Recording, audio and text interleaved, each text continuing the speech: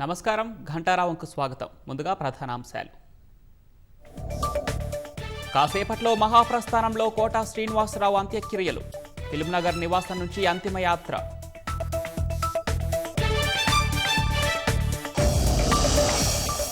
అనుచిత వ్యాఖ్యలు చేస్తే సహించేది లేదన్న కవిత.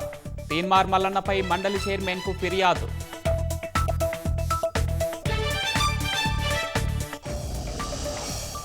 హత్యాయత్నం చేసేందుకు కవిత కుటుంబం తెగించిందన్న మల్లన్న.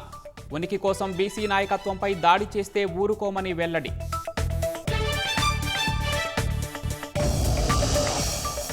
బీహార్లో భారీగా విదేశీ పౌరులు. ఓటర్ జాబితా సమగ్ర సవరణ సర్వేలో గుర్తించిన ఈసీ.